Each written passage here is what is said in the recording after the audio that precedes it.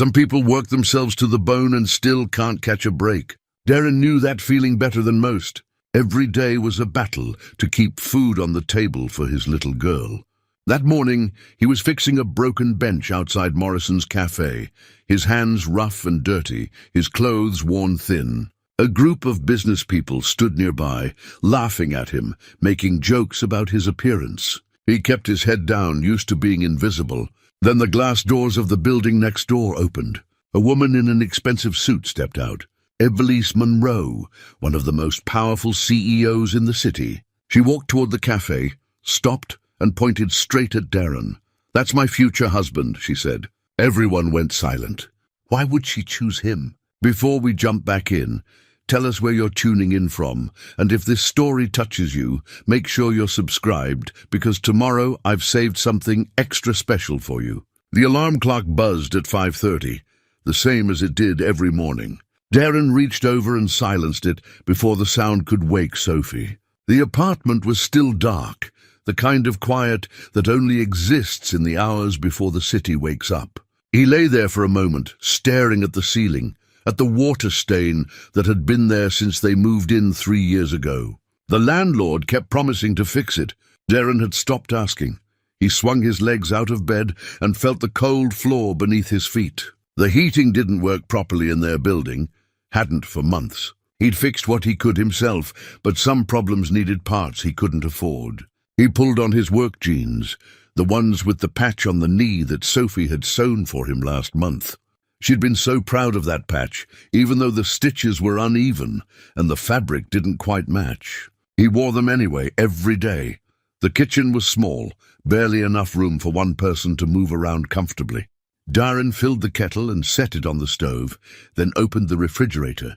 Not much inside. Half a carton of eggs, some bread, a little milk. Enough for breakfast. There was always enough for breakfast, even if it meant he skipped lunch. He cracked 2 eggs into the pan and dropped 2 slices of bread in the toaster. While the eggs cooked, he looked around the apartment.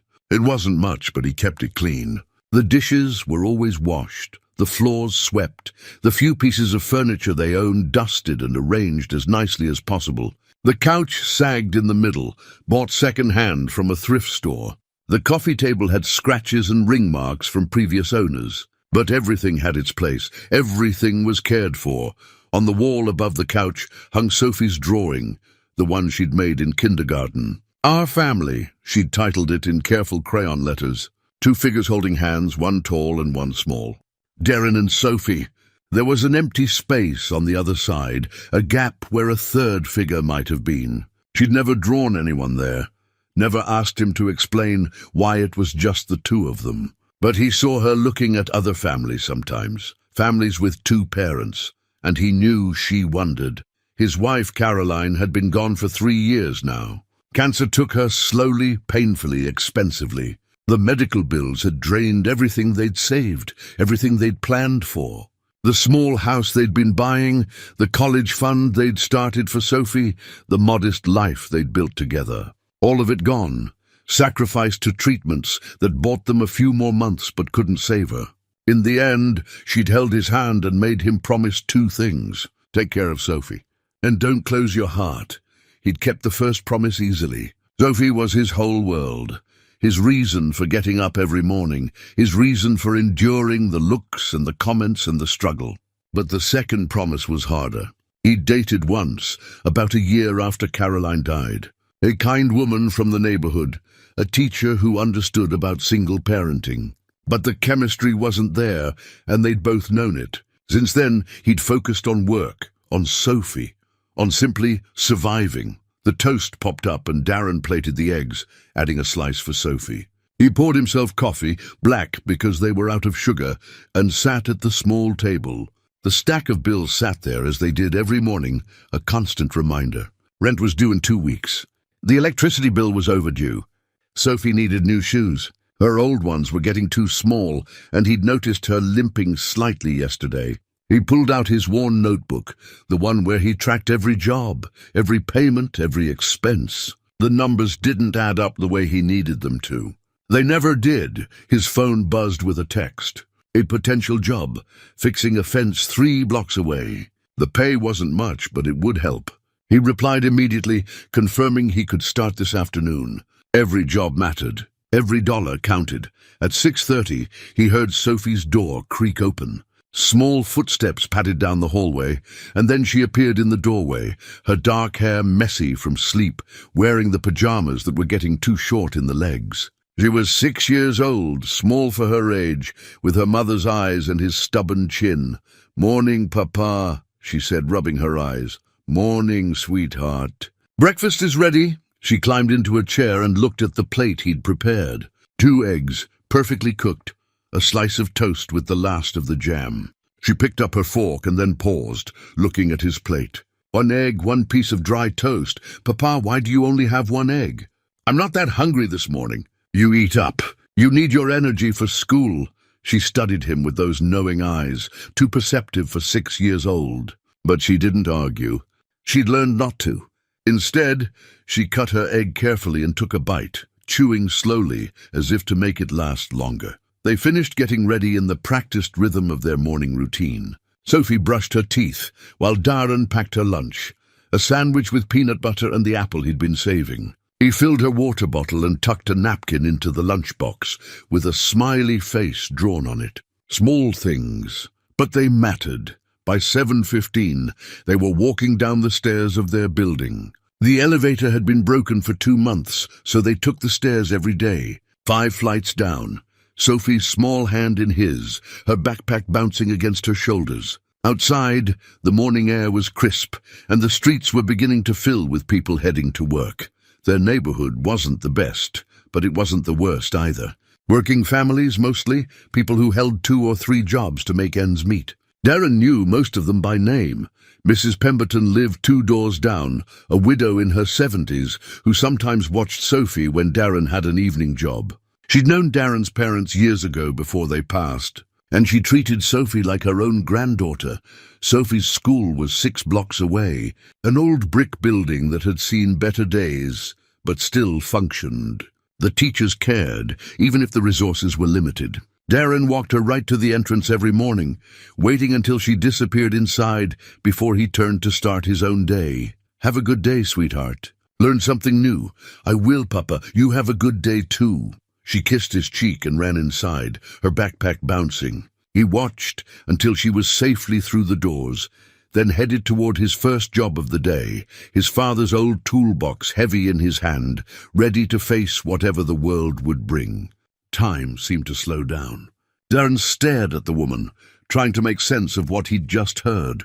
She was tall, elegant, with dark hair pulled back in a neat style. Her suit was charcoal grey, perfectly tailored, the kind that cost more than Darren made in a month. She wore minimal jewelry, just a watch that caught the sunlight, but everything about her spoke of wealth and authority. The 3 business people had gone silent, their laughter cutting off mid-breath. The man who'd made the comment about showers turned pale. The woman's mouth hung open slightly, her expression frozen between shock and confusion. Evelise Monroe. Even Darren knew who she was. Her face had been in the business section of the newspaper just last week, something about a major development project. Monroe Industries was one of the largest construction firms in the city, responsible for half the new buildings downtown. And she was standing here in front of Morrison's Cafe, pointing at him.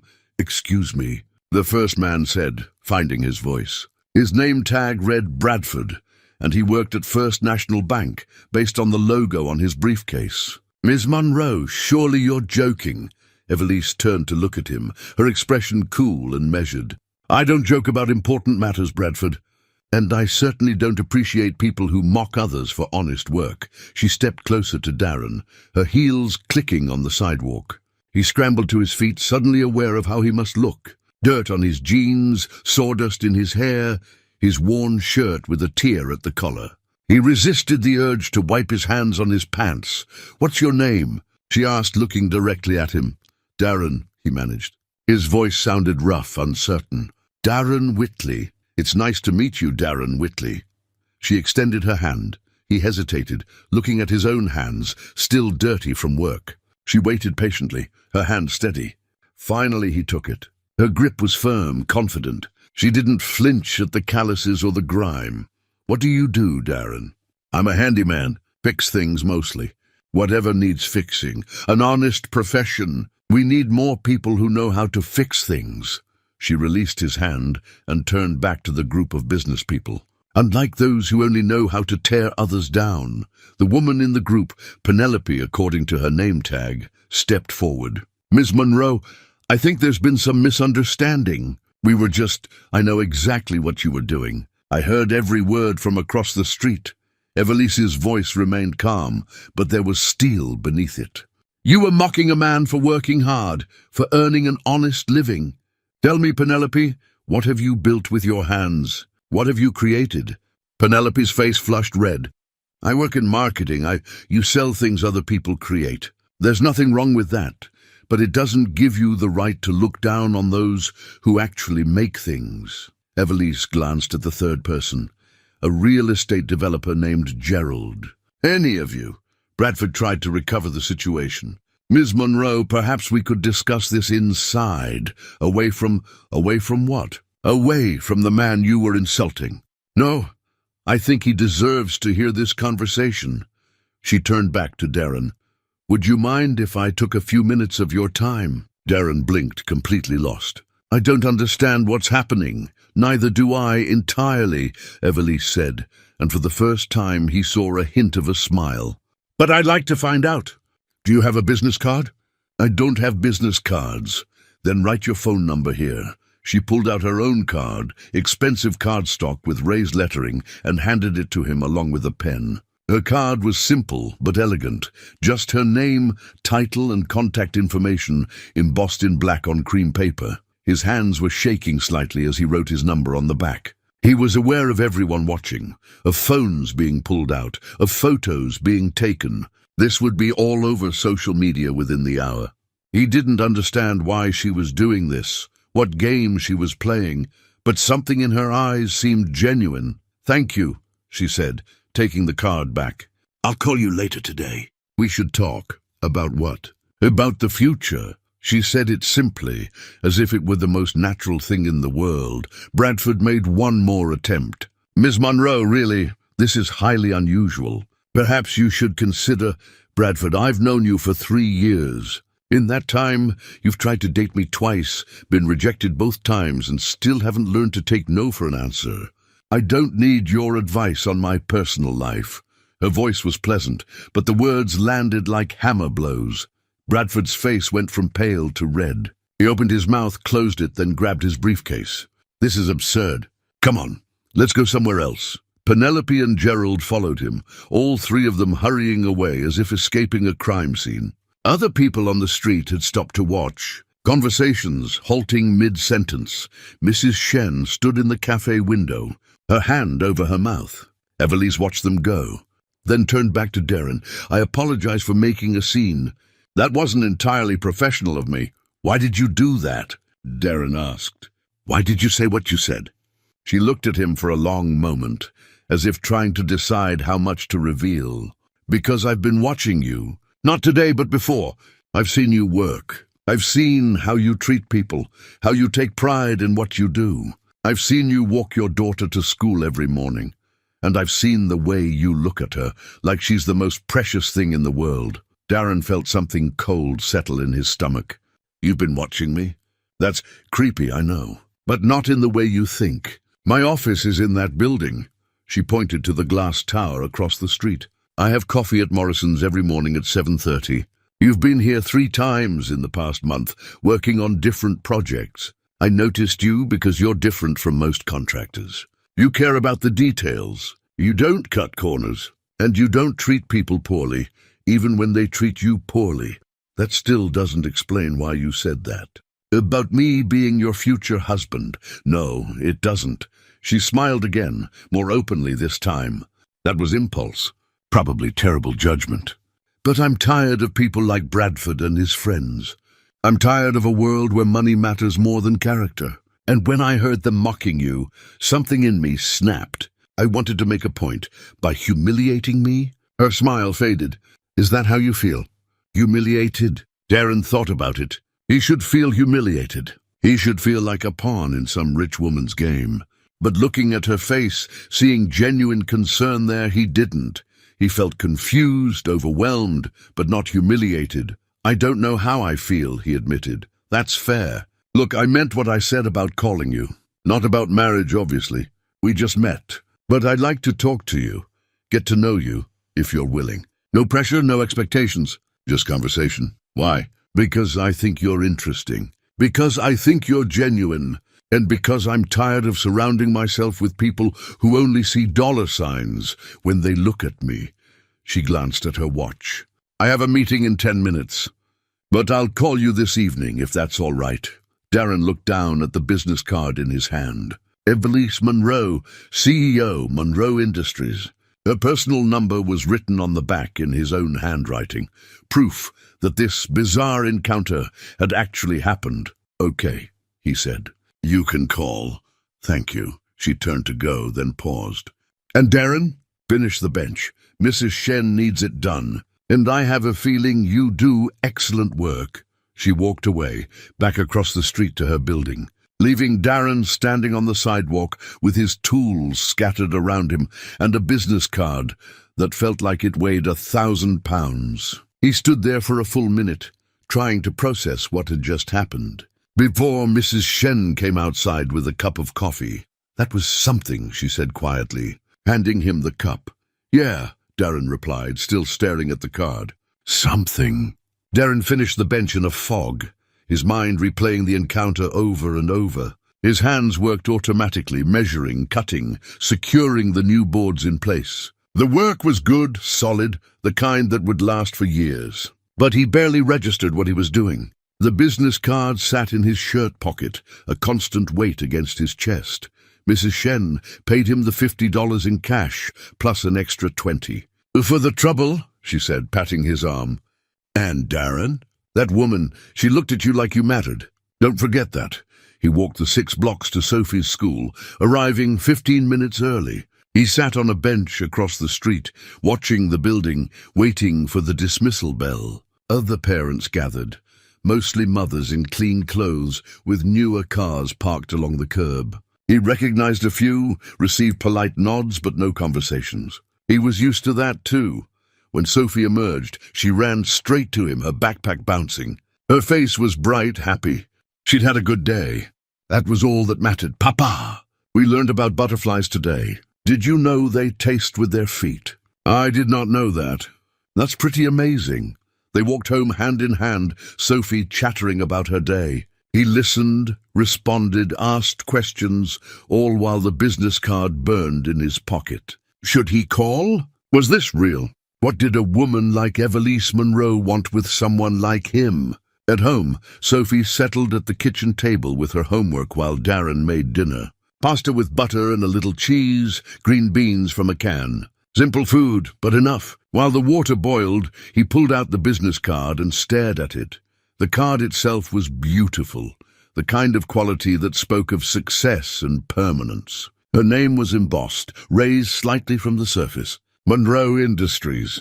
His own phone number on the back, written in his rough handwriting, looked out of place on something so refined. Papa. Who's that from? He looked up to find Sophie watching him. Just someone I met today. At work. Is it important? I'm not sure yet, sweetheart. After dinner, after Sophie's bath and bedtime story, after she was finally asleep, Darren sat at the kitchen table with his laptop. It was an old machine, slow and temperamental, but it worked. He typed Evelise Monroe into the search bar. The results filled the screen. Dozens of articles, photos, interviews. He clicked through them methodically, building a picture of who she was. Evelise Monroe, 38 years old, CEO of Monroe Industries for the past 5 years. Before that, she'd been vice president, working her way up through the company her father had founded. He died when she was 25, leaving her a substantial inheritance, but also a struggling company. She'd turned it around, made it profitable, ethical, respected. There were photos of her at charity galas, always elegant, always poised. Articles about her business philosophy, her commitment to sustainable building practices, her reputation for fairness with contractors and workers. She donated to schools, to community centers, to programs that help people get job training. But in all the photos, she was alone. No husband, no boyfriend, no partner mentioned anywhere. There were a few older articles speculating about her personal life, but they were vague, respectful. She kept her private life private. He found one interview from 2 years ago that caught his attention. The reporter had asked about relationships, about why she hadn't married. "I'm not interested in someone who wants me for my money or my connections," she'd said. "I want authenticity. I want someone who sees me, not what I represent." "That's rare in my world." Darren sat back, thinking about those words. Was that what this was about? Was he supposed to be that authentic person? But he barely knew her. One conversation on a sidewalk didn't make them compatible. It didn't make sense. His phone rang at 8:30, making him jump. Unknown number. He stared at it for 3 rings before answering. "Hello? Darren, it's Everly's Monroe. Is this a good time?" Her voice was different on the phone, warmer somehow. Less formal than it had been on the street. "Yeah, it's fine. Sophie's asleep. How old is she?" "Your daughter?" "6. Her name's Sophie." "That's a beautiful name." There was a pause, comfortable rather than awkward. "I imagine today was confusing for you. That's one word for it. I owe you an explanation. A real one, not the abbreviated version I gave you on the street." "Okay," Darren said, settling into his chair. "I'm listening. I meant what I said about watching you work. I notice people, Darren. It's part of what I do. I watch how contractors treat their crews, how business people treat waiters and janitors, how people behave when they think no one important is paying attention. You can learn a lot about someone that way. And what did you learn about me? That you take pride in your work even when no one's watching. That you're patient with your daughter. That you make her laugh. That you don't complain or make excuses. You just do what needs to be done." She paused. "And that you're kind. When Mrs. Shen dropped that tray of cups 3 weeks ago, you helped her clean it up. You didn't have to. It wasn't your job, but you did it anyway." Darren remembered that morning. Mrs. Shen had been flustered, embarrassed. He'd just knelt down and started picking up the pieces. It had seemed like the natural thing to do. "That doesn't explain why you said what you said. About me being your future husband." "No, it doesn't." He heard her take a breath. "The truth is, I've been lonely, Darren, surrounded by people but completely alone. Everyone wants something from me. Everyone has an angle, and I'm tired of it. When I saw those people mocking you, making fun of honest work, honest effort, something broke inside me. I wanted to shake up their world. I wanted to make a point about what actually matters, so I was just a prop. A way to make your point?" "That's how it started," she admitted. "But then I looked at you, really looked at you, and I saw something I haven't seen in a long time. Dignity. You were angry, I could tell, but you weren't going to respond. You were going to pack up and leave, keep your head high. That's strength, real strength. And I thought, here's someone genuine. Here's someone who might actually see me as a person, not as a bank account or a business connection." Darren didn't know what to say. Part of him wanted to be angry, to feel used. But her honesty was disarming. "I have a daughter to think about," he said finally. "I can't afford to play games or be part of some social experiment. My life is complicated enough, I understand, and I'm not asking you to complicate it further. I'm just asking if you'd be willing to have coffee with me. Just talk, get to know each other as people. No cameras, no public declarations, just 2 people having a conversation." "Why me?" "You could have anyone. That's exactly the problem," she said quietly. "I could have anyone who wants my money or my influence, but I can't have someone who wants me. Do you understand the difference?" He did. He understood loneliness, understood the difference between being surrounded by people and actually being seen. "Coffee," he said. "Just coffee. And we keep it private. I don't want Sophie exposed to media attention or speculation. She's been through enough." "I completely agree. Private, simple, no pressure. There's a small cafe on Riverside, away from downtown. The Morning Cup. Does Saturday work?" 10 o'clock. "I'd need to find someone to watch Sophie." "Bring her," Evelise said. "I'd like to meet her properly." That surprised him. "You sure about that?" "Very sure. Children are honest. They see people clearly. If she doesn't like me, that'll tell us both something important. Darren found himself smiling despite his reservations. All right, Saturday at 10. The morning cup. Thank you, Darren. I know this is strange. I know you're taking a risk. I appreciate it. After they hung up, he sat in the quiet apartment for a long time, the business card still on the table. This was crazy. This was impulsive and probably foolish. But Mrs. Pemberton's words echoed in his mind, along with Caroline's last request. Don't close your heart. Maybe, just maybe, this was worth the risk. Saturday morning arrived with clear skies and a knot in Darren's stomach. He'd barely slept, running through scenarios in his mind. What would they talk about? What if Sophie didn't like Evelise? What if this whole thing was a mistake? Sophie noticed his nervousness at breakfast. Papa, why are you acting weird? I'm not acting weird. Yes, you are.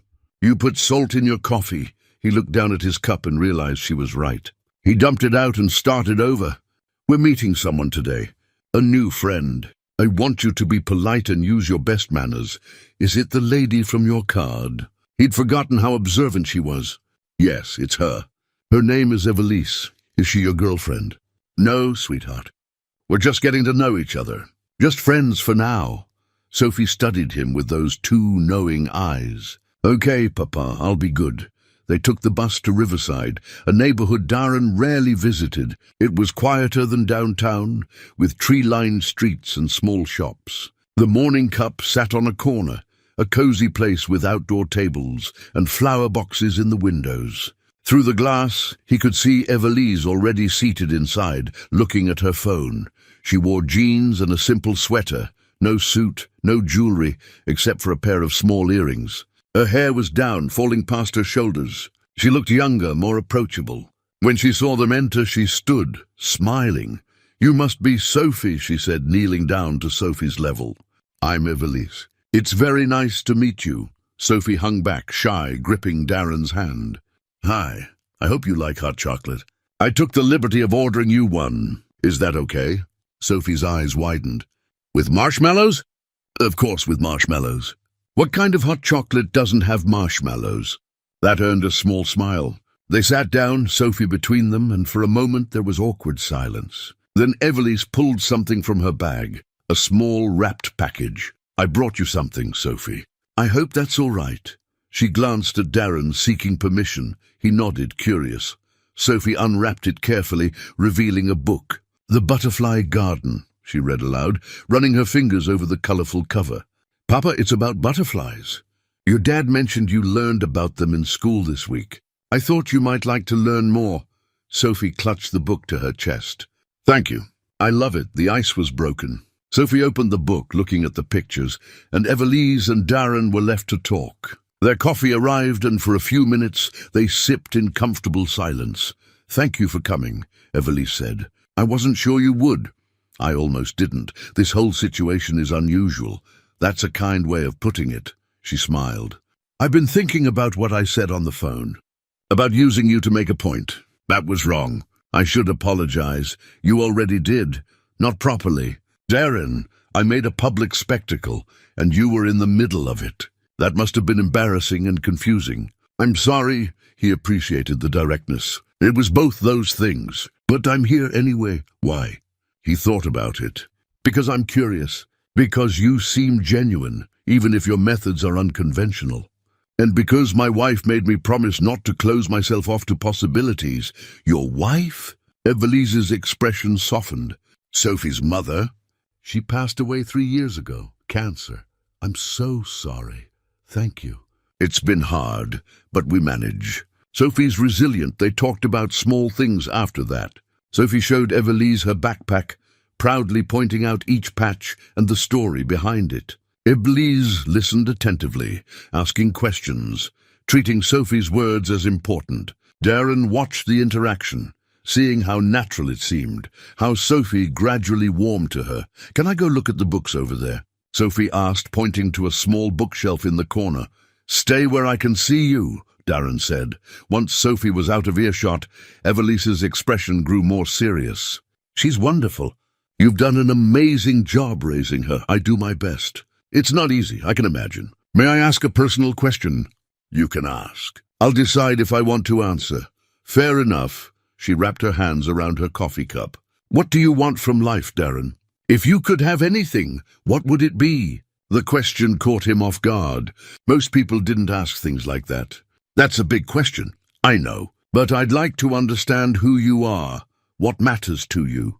He considered lying, giving some safe answer. But her honesty on the phone had earned his own. I want stability for Sophie. I want her to have opportunities I didn't have.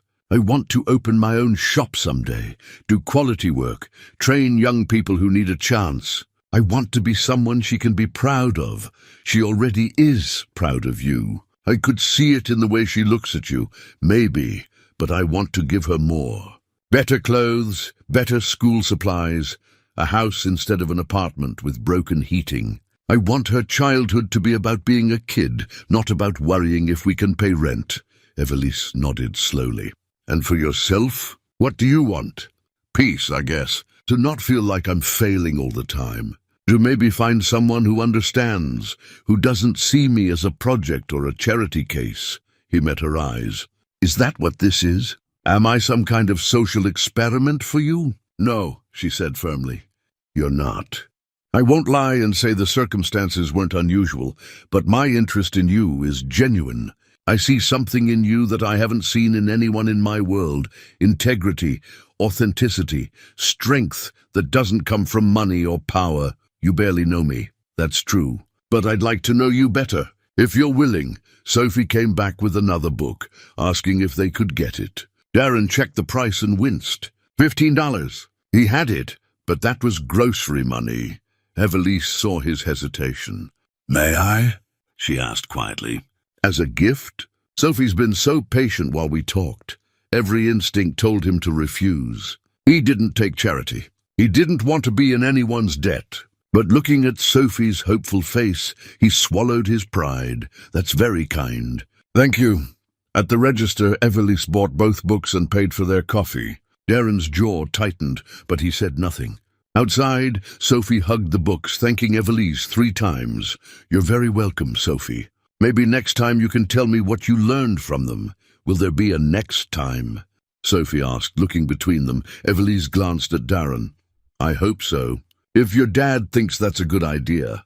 3 pairs of eyes turned to him. He felt the weight of the decision, the risk and the possibility. But he also saw how happy Sophie looked, saw the genuine warmth in Evelise's expression, and remembered Caroline's words. Yeah, he said. I think there could be a next time. They exchanged phone numbers properly this time. Evelise knelt down and shook Sophie's hand seriously, like an important business deal. Sophie giggled, but shook back.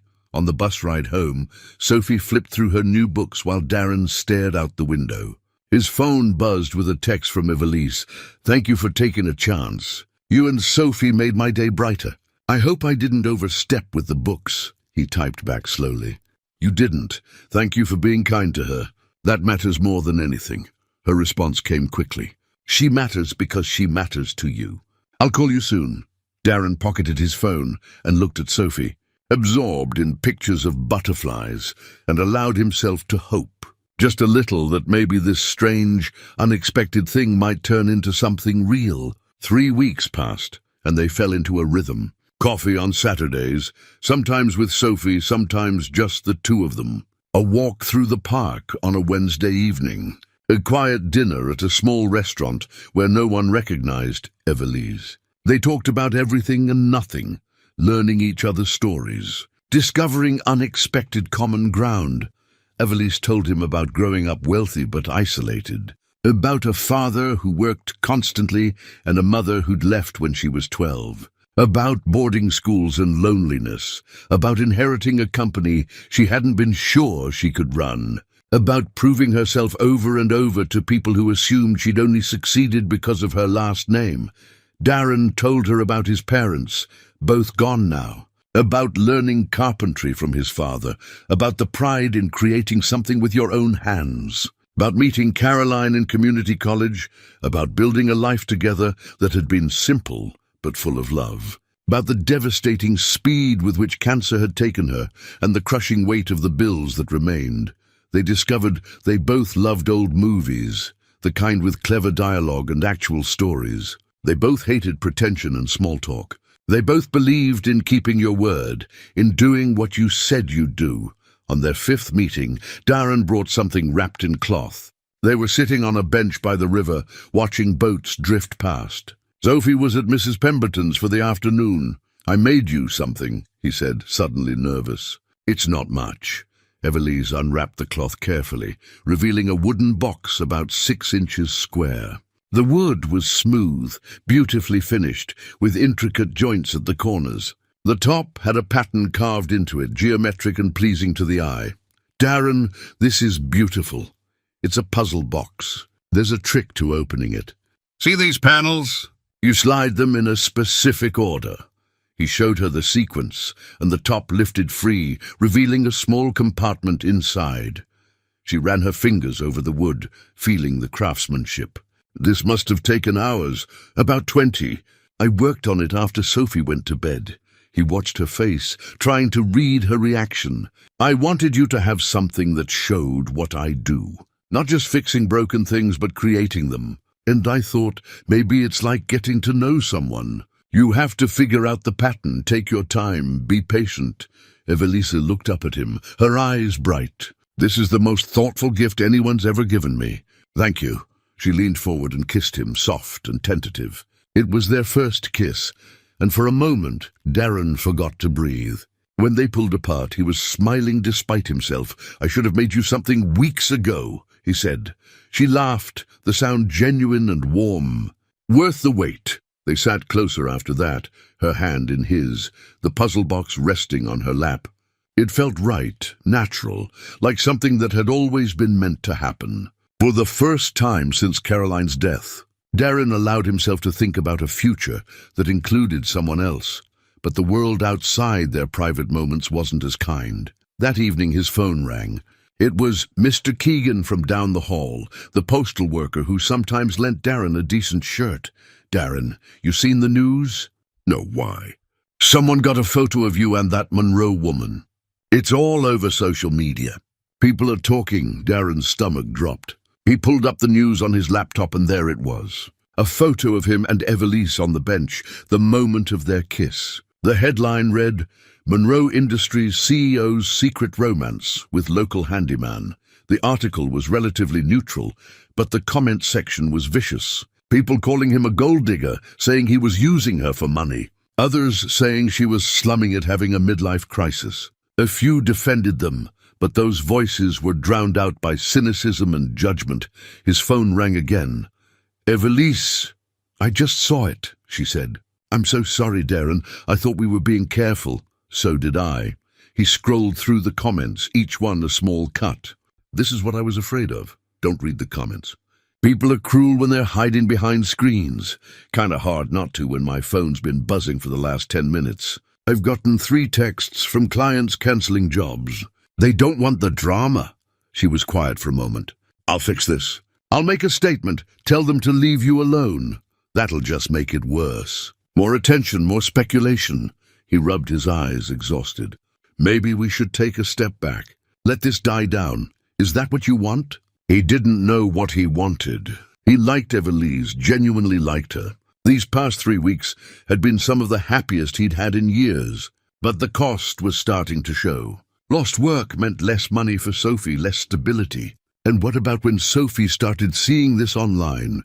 When kids at school teased her about her dad dating someone rich? "I need to think about Sophie," he said finally. "She has to come first. I understand. And I respect that." Evelise's voice was steady, but he could hear the disappointment. "But Darren, I need you to know something. This isn't a game for me. These past few weeks getting to know you, it's been real. You're real, and I don't want to lose that because of other people's opinions. It's not just opinions. It's my livelihood. It's Sophie's stability, I know, and I won't push. But before you make any decisions, will you meet me tomorrow? Just one more time. Let's talk this through properly." He wanted to say no, to protect himself and Sophie from further exposure. But he also wanted to see her, to hold on to this thing they'd started building. "Okay? Tomorrow, but somewhere private. My office. After hours. 7 o'clock. I'll have security let you in the side entrance. No cameras. After they hung up, Darren sat in the dark apartment, his laptop screen casting shadows on the wall.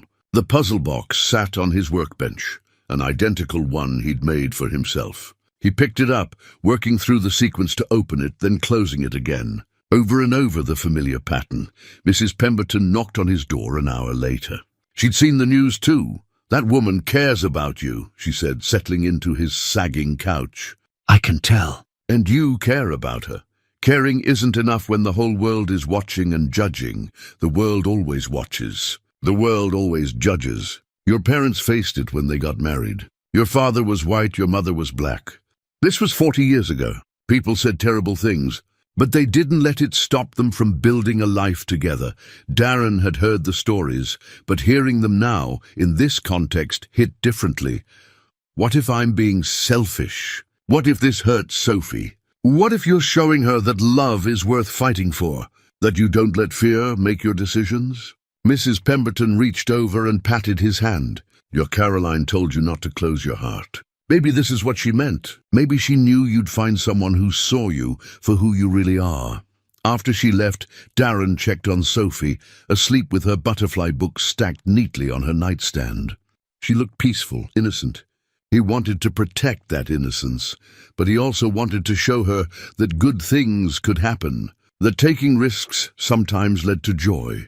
His phone buzzed with another text from Evelise. "Whatever you decide tomorrow, I want you to know you've already changed my life. Thank you for that." He stared at the message for a long time before responding. "See you at 7. The next morning brought more bad news. An official-looking envelope sat in his mailbox, the return address from his landlord's property management company. Darren knew what it was before he opened it. 30-day notice of rent increase. $200 more per month, effective immediately. The letter cited rising property values and maintenance costs, but Darren knew the real reason. His apartment building was being upgraded, slowly pushing out tenants who couldn't afford the higher rents. He sat at the kitchen table, calculator in hand, running the numbers for the 20th time. Even before losing those 3 clients, the budget had been tight. Now with the increase, there was no way to make it work. He'd have to find a new place, somewhere cheaper, probably farther from Sophie's school. Sophie came out for breakfast, already dressed for school. She took one look at his face and asked, "What's wrong, Papa?"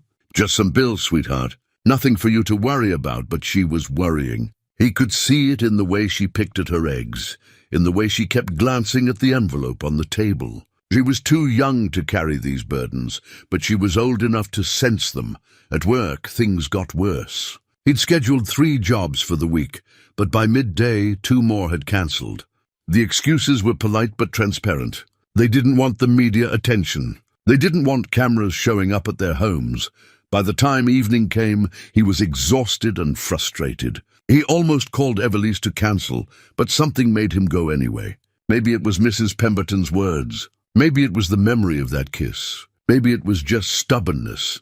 The side entrance to Monroe Industries was unmarked, just a plain door with a security keypad. Evelise had texted him the code. Inside, the building was quiet, most employees gone for the day. A security guard nodded at him and pointed toward the elevators.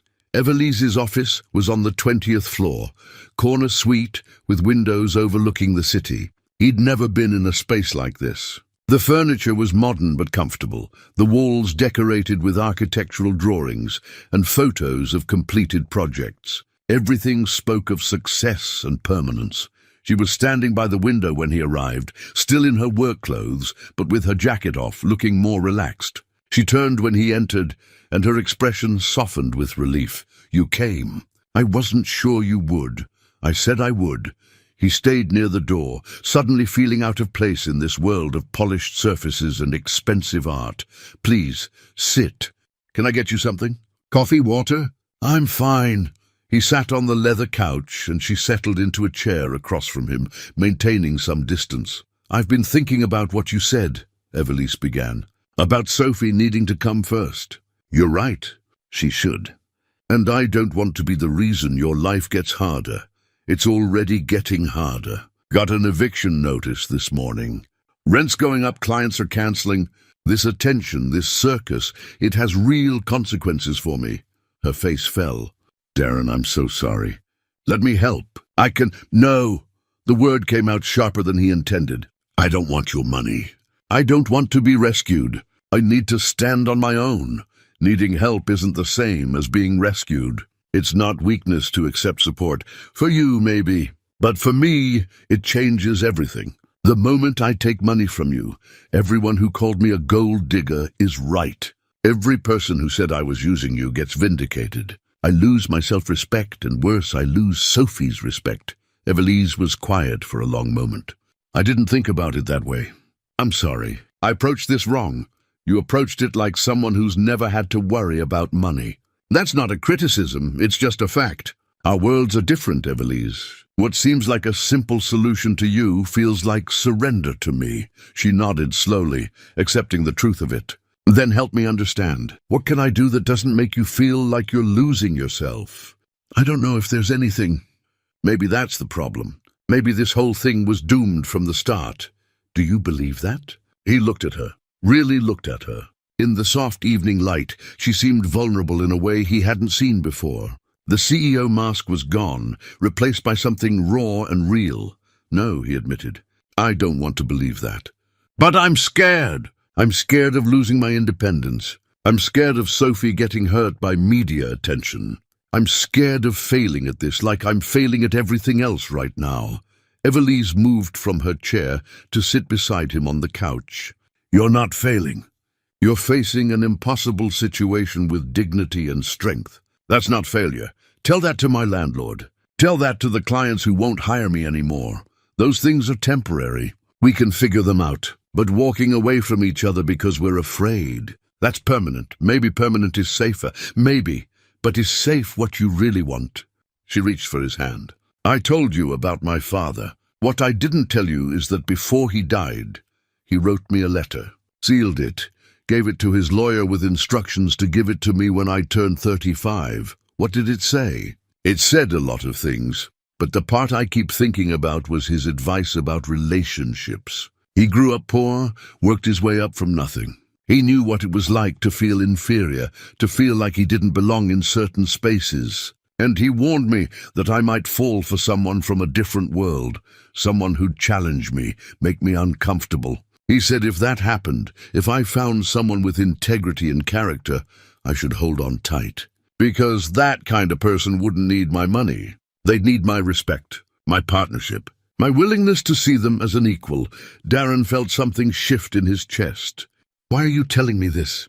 Because you are that person. You have the integrity and character my father was talking about. And I want to respect that.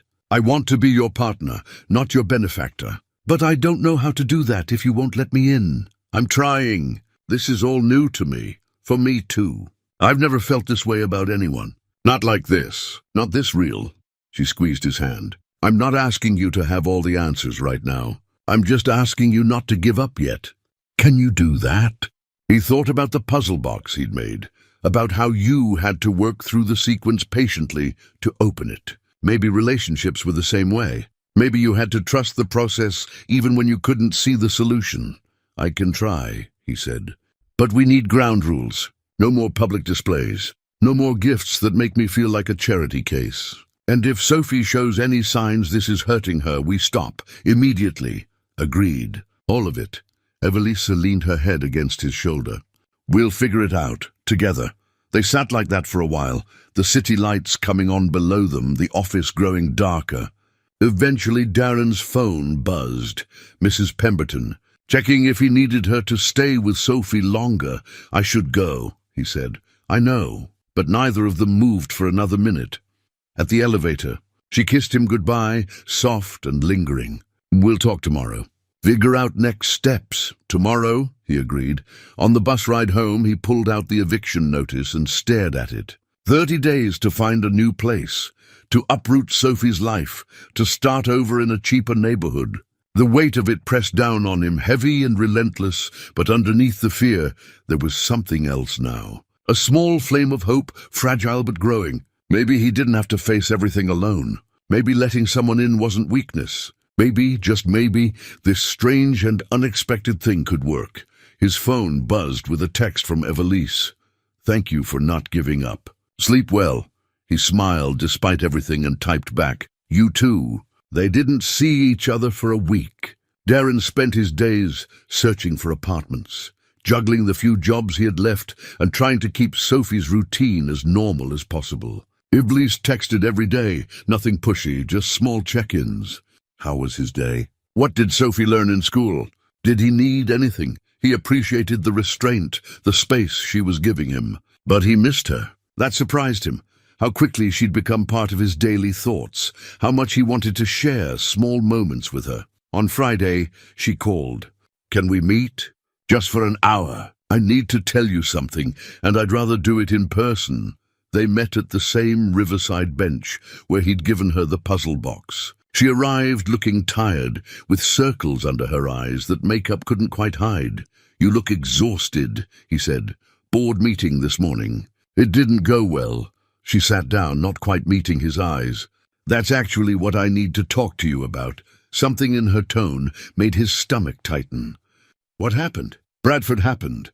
You remember him from the cafe that first day? The banker. Hard to forget. He's on the board of directors for one of our biggest investors, and he's using that position to pressure my board. He wants me to end our relationship, publicly." Darren felt cold despite the warm afternoon.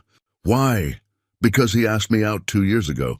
I said no. He asked again a year later. I said no again. Apparently, he's the kind of man who doesn't handle rejection well." She finally looked at him. "He's threatening to pull financing on our largest project.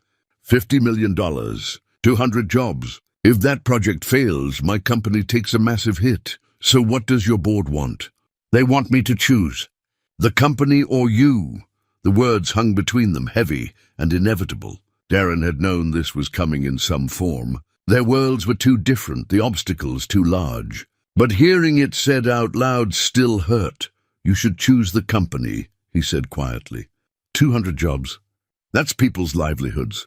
That's families who depend on that income. You can't sacrifice that for something this new, this uncertain. That's the practical answer. "That's what everyone expects me to say." She turned to face him fully.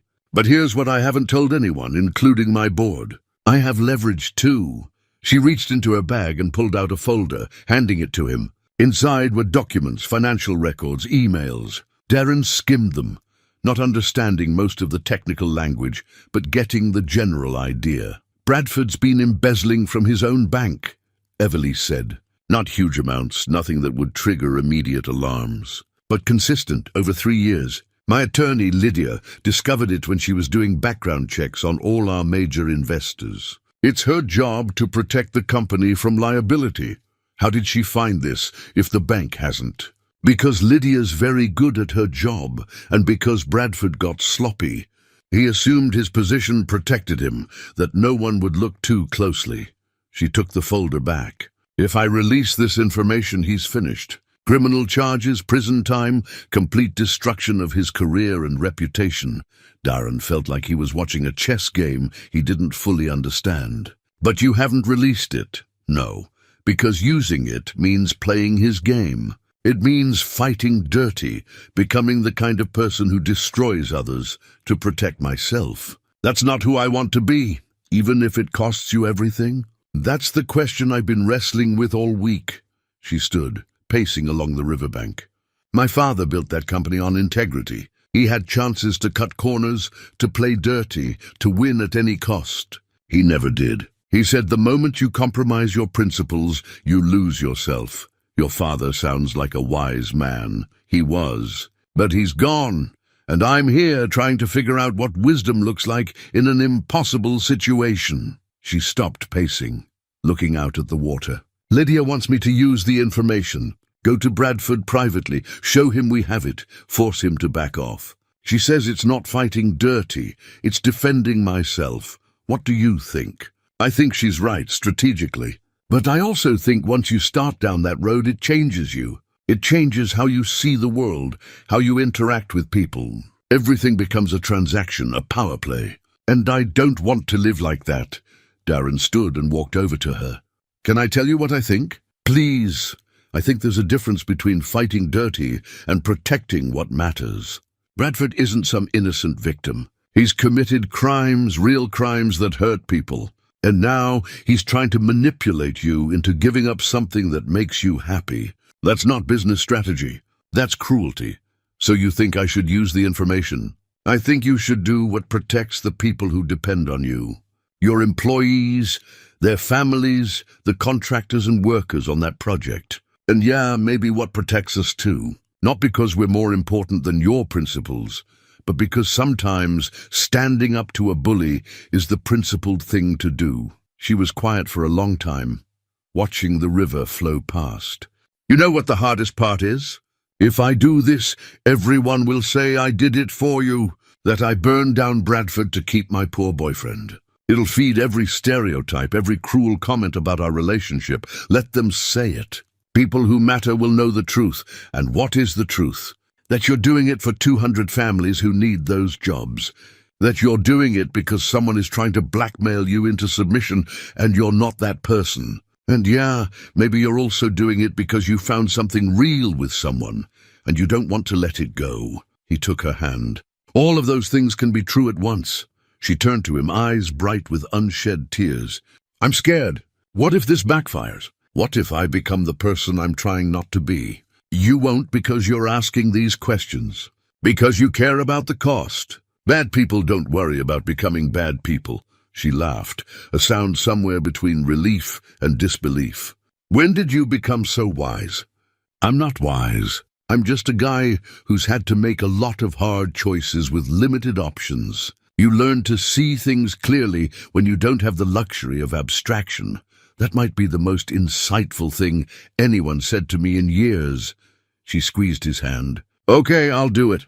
I'll talk to Bradford, show him what we have, give him a chance to back off quietly. And if he doesn't, then you protect your company and your people. Whatever that takes. She leaned against him and he wrapped his arms around her. They stood like that as the sun started to set, painting the river in shades of orange and gold. Thank you, she said quietly. For seeing me clearly, for not telling me what I wanted to hear. That's what partners do, right? Tell each other the truth even when it's hard.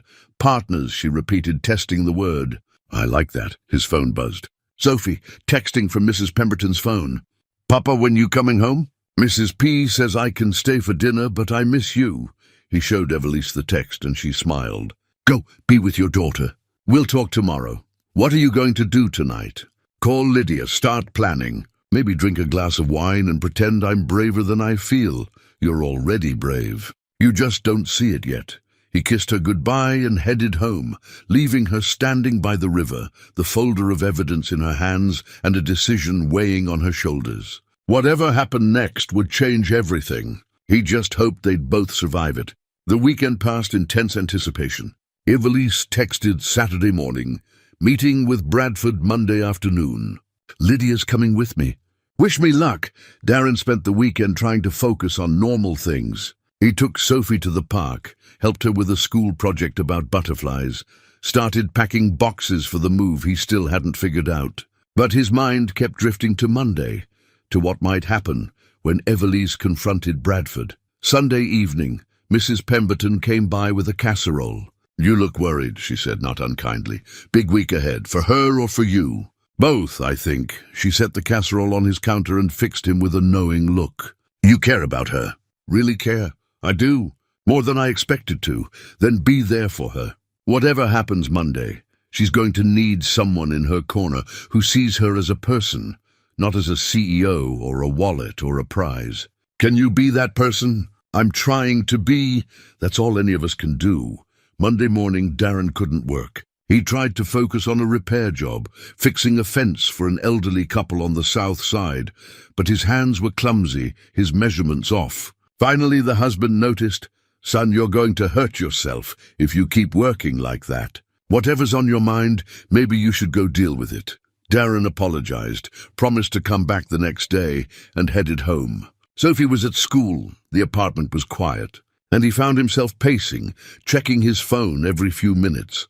At 2 o'clock, Evelise texted, going in now, at 2:30. He's claiming the evidence is... fabricated. At 3, Lydia's, destroying his arguments one by one. At 3:15, he's threatening to sue. At 3:45, he just walked out. No deal. Darren stared at that last message, feeling his stomach drop. No deal meant escalation. It meant this was about to get much worse before it got better. His phone rang. Evelise, her voice tight. "Can you come to my office? I need to see you. I'll be there in 20 minutes. He made it in 15, taking the side entrance she'd shown him before. The security guard recognized him now, waved him through without question, up to the 20th floor, down the quiet hallway, to her corner office. She was standing by the window again, but this time she wasn't composed. Her jacket was off, her hair falling from its neat style, and there was a wildness in her eyes he'd never seen before. "He called my bluff," she said without preamble. "I showed him the evidence, gave him a chance to withdraw his ultimatum quietly, and he laughed. Said we'd never release it because it would damage our reputation too. Said we'd look petty and vindictive. Is he right? Partially. Some board members will see it that way. The media will have a field day. But Lydia thinks we can frame it correctly, position it as a matter of due diligence and corporate responsibility. What do you think?" "I think I'm about to start a war and I'm terrified." She finally turned to look at him. "The board meets Wednesday. Emergency session. They're going to force a vote, end the relationship with you, or face a vote of no confidence. They can remove me as CEO." Darren felt the weight of it, the impossible choice she was being forced to make. "Then end it. Tell them we're done. It's not worth losing everything you've built. That's what they're counting on." "That I'll fold. But if I do, what message does that send? That intimidation works? That someone like Bradford can manipulate people and face no consequences?" She crossed to him, taking his hands. "I called my attorney this morning, the one who handled my father's estate. I asked her to pull out the letter he left me, the one I told you about. I needed to read it again. What did it say? The exact passage I was thinking of. The world will tell you to compromise, to be reasonable, to pick your battles. But some battles pick you. And when they do, when someone forces you to choose between what's easy and what's right, remember that your character is defined not by what you choose in comfortable moments, but by what you refuse to surrender in difficult ones." Her voice cracked slightly. He knew. Somehow he knew I'd face something like this. He knew because he faced it himself. That's how wisdom works. I'm going to release the evidence. Wednesday morning, before the board meeting, I'm going to give it to the financial regulators, to the press, to everyone who needs to see it. And then I'm going to walk into that meeting and dare them to side with a criminal over integrity. Darren pulled her close, feeling her trembling. "You're sure?" "No, I'm terrified. But I'm sure that doing nothing is worse. I'm sure that letting Bradford win means losing myself." She pulled back to look at him. "But I need you to understand something. This is going to get ugly. The media attention will be 10 times worse. Your name will be everywhere. People will say terrible things about both of us. Are you prepared for that?" He thought about Sophie, about the impact this would have on her life, about the clients he'd already lost, the apartment he was being forced to leave, about everything that could go wrong. But he also thought about Mrs. Pemberton's words, about being in Evelice's corner, about showing Sophie that sometimes you stand up for what's right, even when it's hard. "I'm prepared," he said. "We'll face it together. You might lose more work. Things might get worse before they get better. I know. But some things are worth the cost." He cupped her face in his hands. "You're worth it. What we have, as new as it is, it's worth fighting for." She kissed him then, desperate and grateful, and he held her as if he could shield her from what was coming. When they finally broke apart, she took a shaky breath. Lydia's preparing everything now. Press release goes out Wednesday at 8 a.m. Board meeting at 10. By noon, everyone will know. What do you need from me? Just be you, be steady. Remind me why I'm doing this. She managed a small smile. And maybe keep your phone on. I might need to hear your voice. You have my word on both counts. They spent another hour together, going over the plan, talking through contingencies. Lydia joined them by video call, walking through the timeline, the legal strategy, the media response. It was careful, thorough, overwhelming. When Darren finally left, it was dark outside. He rode the bus home, watching the city lights blur past, thinking about what Wednesday would bring. The battle they were about to fight wasn't just about Bradford or the board or even the company. It was about something deeper, whether two people from different worlds could build something real despite everyone telling them it was impossible. At home, Sophie was already asleep, her butterfly book stacked on the nightstand, her drawing of our family propped against the lamp. He looked at that empty space in the picture, the gap where a third person might someday fit, and made a decision. Whatever happened Wednesday, whatever the cost, he wasn't walking away. Evelise had taken a risk on him that first day, pointing at a stranger and declaring something impossible. Now it was his turn to take a risk, to stand beside her when the world was watching and judging. He pulled out his phone and texted her, "Wednesday morning, I'm coming to the office. You're not facing this alone." Her response came quickly. "Are you sure?" "Completely. Partners, remember?" "Partners. Thank you, Darren, for everything." He set his phone down and looked at Sophie's drawing again, and for the first time, he could imagine what that third figure might look like. Wednesday morning arrived cold and grey. Darren dropped Sophie at school early, explaining he had an important meeting. She hugged him extra tight, as if sensing the significance of the day. "Good luck, Papa." "Thank you, sweetheart. I'll pick you up on time, I promise." He took the bus downtown, arriving at Monroe Industries at 7:30. The building was already buzzing with activity, employees arriving for the day, unaware of what was about to unfold. Evelise met him in the lobby, looking professional in a navy suit but with exhaustion visible in her eyes. "You came," she said softly. "I said I would." They rode the elevator to her floor in silence, her hand finding his. In her office, Lydia was already there, laptop open, reviewing documents one final time. "Everything's ready," Lydia said. "Press release goes to all major outlets at 8. I've alerted the financial regulators. They'll receive the full evidence package simultaneously. Bradford doesn't know yet?" Darren asked. "He will in 30 minutes. Lydia glanced at Evelise. "Last chance to back out." Evelisa shook her head. "No, we're doing this." At exactly 8 o'clock, Lydia pressed send. The press release went out, professional and factual. Monroe Industries had discovered evidence of financial misconduct by Bradford Chambers, a board member of one of their key investors. In the interest of transparency and corporate responsibility, they were releasing the information to appropriate authorities and the public. Darren watched Evelise's face as it happened. There was no triumph there, no satisfaction, just resolution and a kind of quiet sadness that it had come to this. "Now we wait," Lydia said. They didn't have to wait long. By 8:15, Evelise's phone was ringing continuously. Media outlets, board members, business associates. Lydia fielded most of the calls while Evelise prepared for the board meeting. At 8:30, Bradford called. Evelise put it on speaker. "You've made a terrible mistake," he said, his voice shaking with rage. "I'll bury you for this. I'll destroy your company, your reputation, everything. You made the mistake, Bradford. Years ago, when you started stealing. This is just the consequence." Evelise's voice was steady, calm. "You had a chance to walk away quietly. You chose escalation. This is about him, isn't it?" Bradford spat. "About your little charity project. You're throwing away everything for some—" "Careful," Evelise interrupted. "Whatever you say next will be part of the record. My attorney is listening."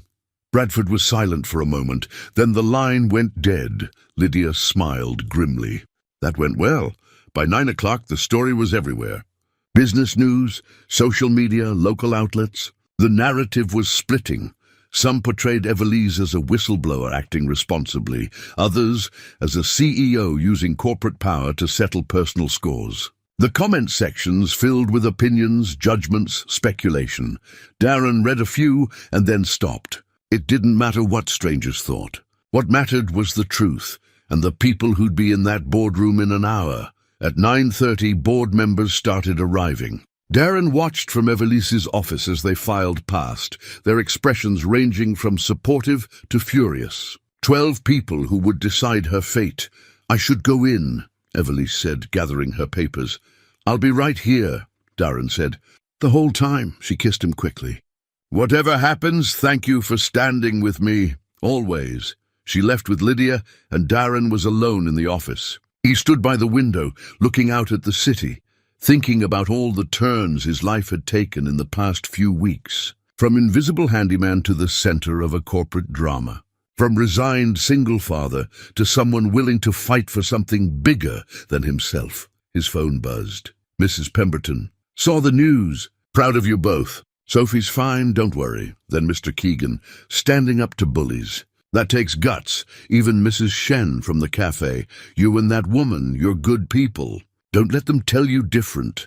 Messages from neighbors, from clients who'd stuck with him, from people in his community who understood what this really meant. Not a scandal, but a stand. Not about money or status, but about principle. At 10:15, his phone rang. Evelise, her voice tight. "They're voting now." "I had to step out. Couldn't watch. How did it go?" "I told them everything. Showed them the evidence. Explained my reasoning. Some got it. Some didn't. A few think I should have handled it quietly, that going public was unnecessary. What do you think?" "I think I did what my father would have done. That has to be enough." She paused. "Darren, if this goes badly, if they vote no confidence, then we figure out what's next. Together. You'd stay, even if I lose everything?" "You wouldn't be losing everything. You'd still have your integrity, your principles. And you'd have me if you want me." He heard her breath catch. "I want you, more than I've wanted anything in a long time. Then whatever happens in that room, we've already won." They stayed on the phone, not saying much, just being present for each other across the distance, waiting for 12 people to decide not just her career, but the direction of both their lives. 20 minutes later, Evelise returned to her office. Her face was unreadable, professional mask firmly in place. Darren stood, his heart pounding, trying to read the outcome in her expression. "Well?" he asked. She closed the door behind her, leaned against it, and finally allowed herself to smile. 9-3. "I keep my position." Relief flooded through him. He crossed the room and pulled her into his arms, feeling the tension drain from her body as she held him tight. 3 voted against?" he asked. "Bradford's closest allies. They'll probably resign within the month, which is fine. We need people on that board who value integrity over connections." She pulled back to look at him. "But there's more. Something I didn't expect." "What?" "Constance Aldridge, the oldest board member. She knew my father well, worked with him for 30 years. After the vote, she stood up and told a story I'd never heard before." Evelise walked to her desk, still processing. "Apparently my father faced something similar 40 years ago. Her business partner was embezzling, threatened to ruin him if he exposed it. My father released the evidence anyway, lost contracts, nearly lost the company. It took him 5 years to rebuild." "He never told you?" "No. Constance said he didn't want me to face the same pressure, to feel obligated to follow his path. But she felt I should know now." Evelise's eyes were bright. "She said I reminded her of him today. That same stubborn integrity that won't bend even when it should." Sounds like a compliment. It was. The highest one she could give. Evelise sat down, suddenly looking exhausted. And then she said something else. She said my father once told her that the measure of a person isn't what they choose when everything's going well, but who they become under pressure. "And that I'd proven myself today." Darren sat beside her. "You did. You were incredible. I was terrified. Brave people usually are. That's what makes it brave." She laughed, tired but genuine. "When did you become so wise?" "I keep telling you, I'm not wise. I just see things clearly." Her phone buzzed. Then again, and again. Messages flooding in now that the news was official. Support from employees, from contractors, from business associates who respected the stand she'd taken. But also criticism. Anger from those who thought she'd overstepped. Lydia knocked and entered without waiting. "The press wants a statement. And Bradford's attorney just called. He's not fighting the evidence. He's resigned from all board positions and is negotiating a plea deal." Evelise looked stunned. "Already?" "His attorney knows the case is airtight. Better to cooperate now than face trial." "You won, Evelise, completely." Lydia smiled. And there's something else. 3 contractors who pulled their bids from our projects last month because of the controversy. They've all called back. They want to work with a company that has principles. That's good news, Evelise said quietly. It's better than good. It's validation. Lydia glanced at Darren. Both of you took a stand. That matters to people. After Lydia left, Darren and Evelise sat in silence, processing the whirlwind of the past few hours. Outside, the city continued its normal rhythm, unaware that something significant had shifted in this office. "What now?" Darren asked. "Now I have to face the media, reassure investors, manage the fallout. It'll be weeks of cleanup." She looked at him. "And I have to figure out how to balance all of that with what I want personally, which is you, us, this thing we're building." She took his hand. "I meant what I said on the phone. I want you in my life, Darren. Not as some secret I hide, not as something I'm ashamed of. As my partner. The media attention won't stop. People will still judge. Let them. I'm done caring what strangers think." She squeezed his hand. "But I do care what Sophie thinks. What you think. Whether this is what you want." Darren thought about the past weeks, the challenges and the joy, the fear and the hope. He thought about Sophie's drawing with its empty space, about Caroline's last words, about taking risks on things that mattered. "I want this," he said simply. "The good and the complicated, all of it, but we do it right. We take it slow. Let Sophie adjust, build something real and solid." Agreed. No rushing, no grand gestures. Just steady, honest progress. "One more thing," Darren said. "I've been thinking about what you said before. About helping without making me feel like charity. There might be a way. Tell me. I want to get my contractor's license. Proper certification, not just handyman work. It would open up better jobs, more opportunities. But the classes cost money, and the exam fees, and I'd need time to study." Evelisa listened carefully. "What if Monroe Industries offered scholarships for trade certifications? Open to anyone in the community, applications reviewed blind. You could apply like anyone else, compete fairly. If you earn it, there's no charity involved. You'd do that." "I've been thinking about starting a program like that anyway. We need skilled workers, and there are too many barriers to entry. This would benefit everyone," she smiled. "If you happen to be good enough to earn one of those scholarships, that's on you, not on our relationship." Darren considered it. It wasn't charity if he had to earn it. If others could benefit too. If it was a real program with real standards. That could work. I'd have to qualify on my own merit. You would, and you will, because you're good at what you do." He leaned his head against hers, grateful for her understanding. "Thank you for seeing what I need. That's what partners do." She kissed his temple. "We see each other. We support without diminishing. We build together." They sat like that while the morning sun finally broke through the clouds, filling the office with warm light. Outside her door, the business world continued spinning. But in this moment, they were just 2 people who'd chosen each other despite impossible odds. "I should go," Darren said eventually. "Need to pick up Sophie. Give her a hug from me. Tell her I'll see her soon." "I will." He stood, then paused. "Evelise, I'm proud of you. What you did today, that took real courage. I couldn't have done it without you." "Yeah, you could have. But I'm glad you didn't have to." He left her there, framed by sunlight and possibility, and headed home to his daughter, with hope stirring in his chest. The battle was won, but more importantly, they'd proven something to themselves.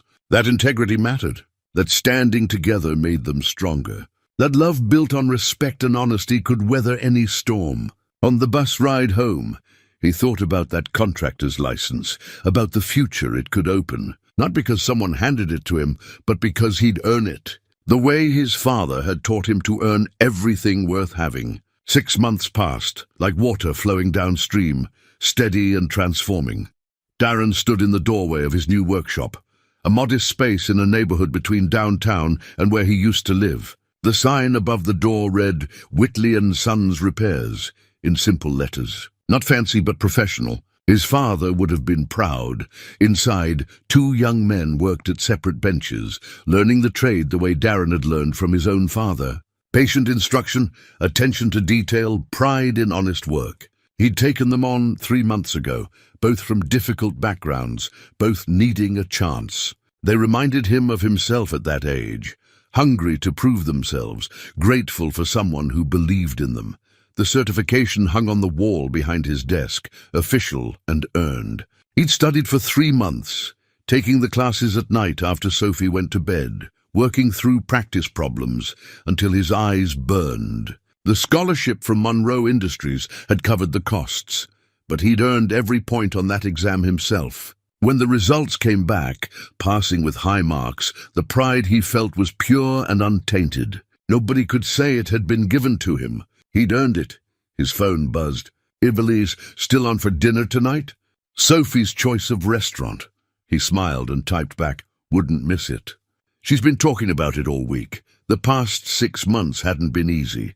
The media attention had continued for weeks, gradually fading as new stories emerged. Some clients had come back, apologizing for their earlier judgment. New ones had appeared, referred by people who respected what Darren and Ivelisse had stood for. The workshop had become possible because of those referrals, because of his growing reputation for quality work and honest dealing. He'd found an apartment on his own, smaller than the old one, but in a better neighborhood, closer to Sophie's school. The rent was manageable, and he'd negotiated it himself, proud of his ability to stand on his own feet. Ivelisse had offered to help a dozen times, and each time he'd thanked her and declined. She'd learned to respect that boundary, to understand his need for independence wasn't about pride, but about preserving who he was. But she'd found other ways to be supportive, recommending him to contractors she trusted, introducing him to people who needed reliable work, celebrating his successes without diminishing them, never using her money, always using her connections, her respect, her partnership. It was a distinction that mattered to him, and she understood that completely. Their relationship had grown slowly, carefully, like something being built to last. Dinner once a week, sometimes twice. Phone calls every evening after Sophie went to bed. Weekend outings, the 3 of them, building comfort and trust.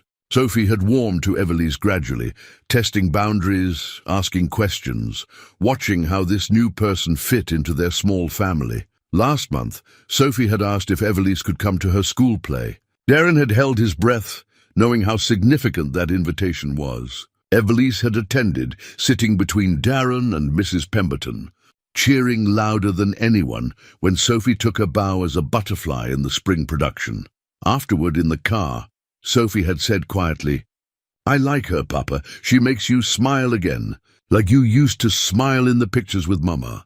That simple observation had meant everything. It told him Sophie understood that she wasn't betraying her mother's memory, that she could see room in their lives for more love without losing what they'd had.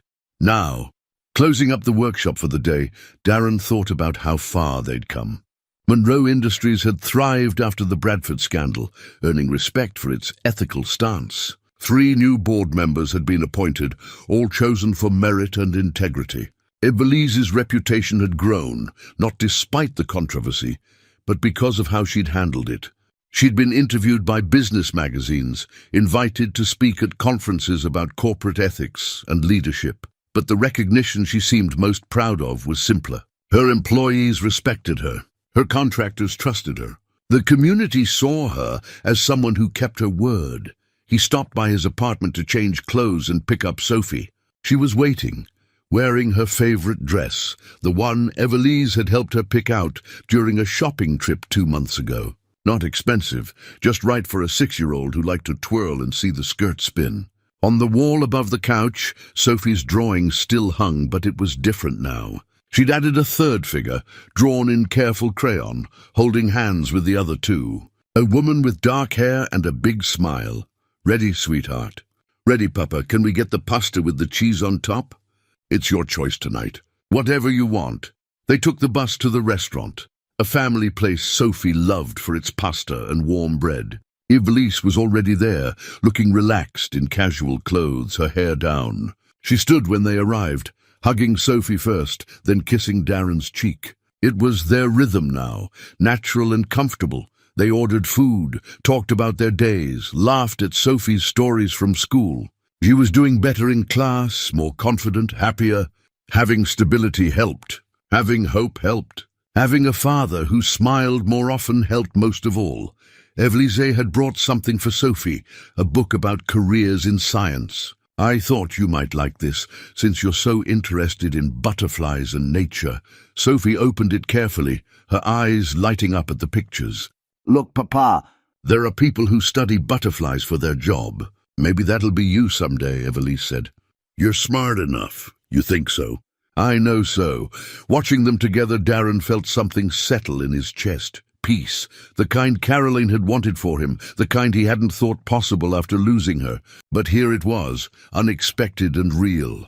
After dinner, they walked back to his apartment together, Sophie between them, holding both their hands. Other diners had glanced their way occasionally, a few recognizing Evelise, but most people simply saw what they were, a family sharing a meal. The scandal had faded. What remained was just life, just people trying to build something good.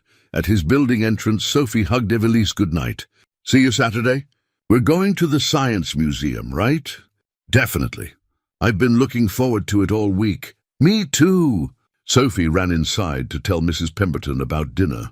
Leaving Darren and Evelise alone for a moment, Darren and Evelise stood close. The evening air cool around them. Thank you, Evelise said softly, for letting me into your life, into Sophie's life. I know it wasn't easy. Thank you for being patient, for understanding what we needed, for being exactly who you are. This is what I needed too. Something real, something that matters. She smiled. My father was right. Character does matter more than money, and you have more character than anyone I've ever known. We make a good team, the best team. She kissed him gently. I love you, Darren. I've been wanting to say that for a while now, and I'm tired of waiting. His heart expanded, full and warm. I love you too. Both of us do, I know. Sophie told me last week. Evelise laughed at his surprised expression. We were picking out that dress, and she said, my papa loves you. I can tell because he hums when he gets ready to see you. I do not hum. You absolutely do. It's adorable. They stood together in the glow of the streetlight, two people from different worlds who'd chosen each other despite everything. Above them, in the apartment window, Sophie watched and smiled, her family finally complete. She waved down at them, and they waved back. And in that simple gesture was everything that mattered. Some people work themselves to the bone and never catch a break. But sometimes, if you're patient and brave, if you refuse to compromise who you are, the universe notices. It sends exactly what you need, even when it arrives in the most unexpected way, even when it looks nothing like you imagined.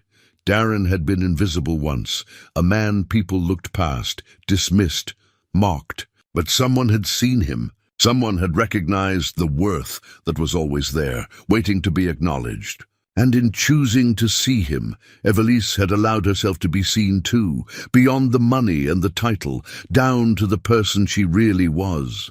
They'd both been looking for something real in a world full of pretense. They'd found it in the last place either expected, built it slowly despite every obstacle, and protected it fiercely when others tried to tear it down, and sometimes that's exactly perfect. Darren finished the bench in a fog, his mind replaying the encounter over and over. His hands worked automatically, measuring, cutting, securing the new boards in place. The work was good, solid, the kind that would last for years. But he barely registered what he was doing. The business card sat in his shirt pocket, a constant weight against his chest. Mrs. Shen paid him the $50 in cash, plus an extra $20. For the trouble, she said, patting his arm. And Darren? That woman, she looked at you like you mattered. Don't forget that. He walked the 6 blocks to Sophie's school, arriving 15 minutes early. He sat on a bench across the street, watching the building, waiting for the dismissal bell. Other parents gathered, mostly mothers in clean clothes with newer cars parked along the curb. He recognized a few, received polite nods but no conversations. He was used to that too. When Sophie emerged, she ran straight to him, her backpack bouncing. Her face was bright, happy.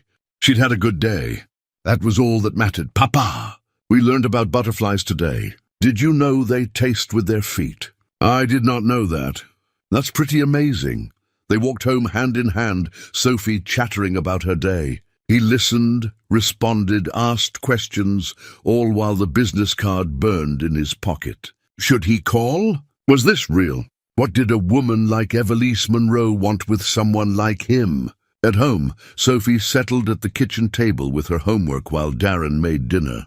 Pasta with butter and a little cheese, green beans from a can. Simple food, but enough. While the water boiled, he pulled out the business card and stared at it.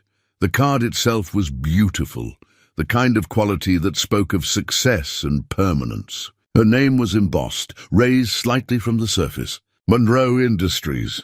His own phone number on the back, written in his rough handwriting, looked out of place on something so refined. Papa. Who's that from? He looked up to find Sophie watching him. Just someone I met today. At work. Is it important? I'm not sure yet, sweetheart.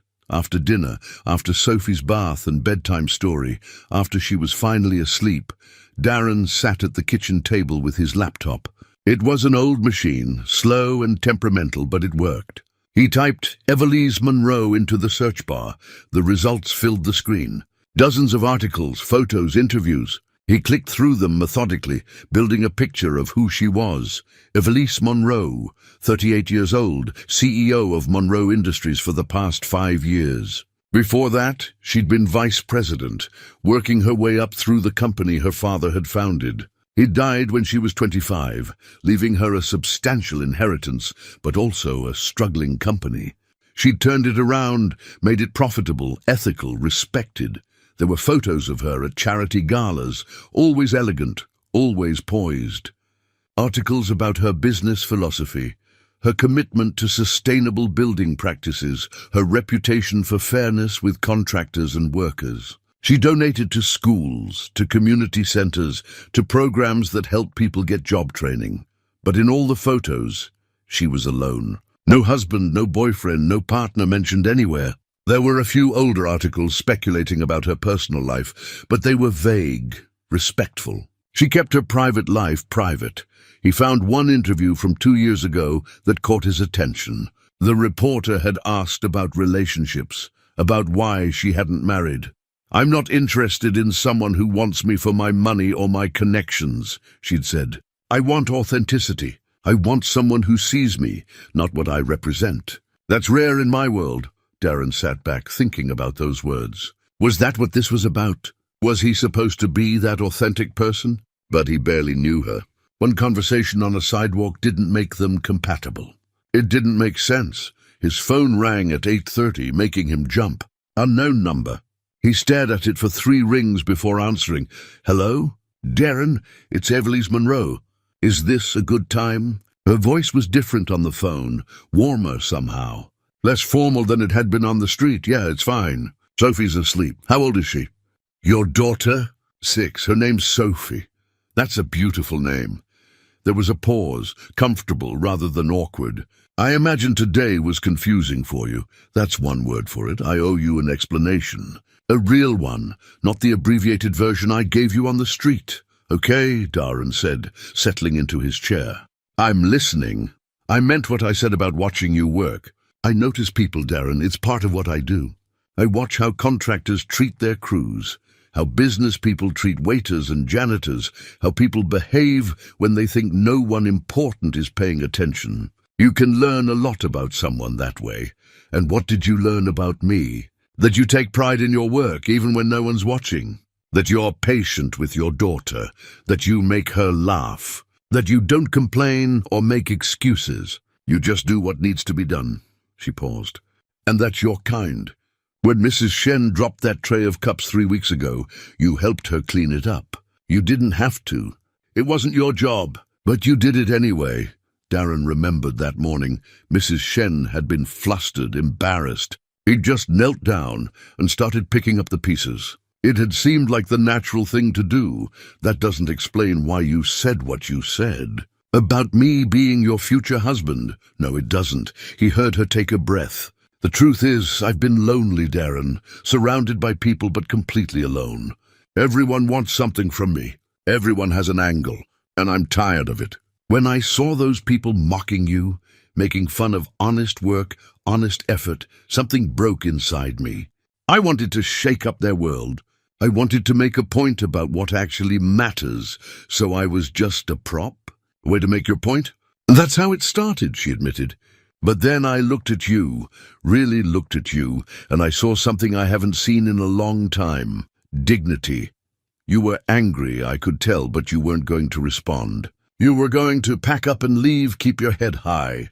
That's strength, real strength. And I thought, here's someone genuine. Here's someone who might actually see me as a person, not as a bank account or a business connection. Darren didn't know what to say. Part of him wanted to be angry, to feel used. But her honesty was disarming. I have a daughter to think about, he said finally. I can't afford to play games or be part of some social experiment. My life is complicated enough, I understand, and I'm not asking you to complicate it further. I'm just asking if you'd be willing to have coffee with me. Just talk, get to know each other as people. No cameras, no public declarations, just two people having a conversation.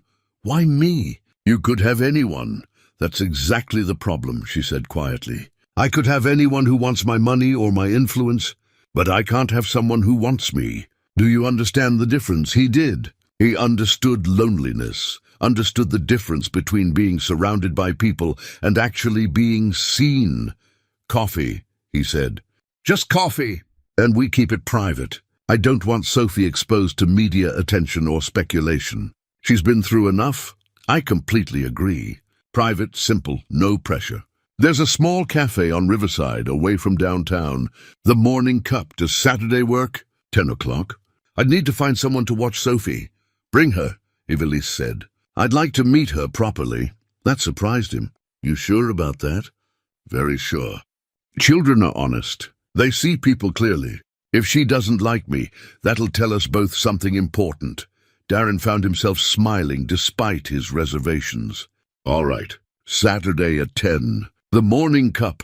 Thank you, Darren. I know this is strange. I know you're taking a risk. I appreciate it.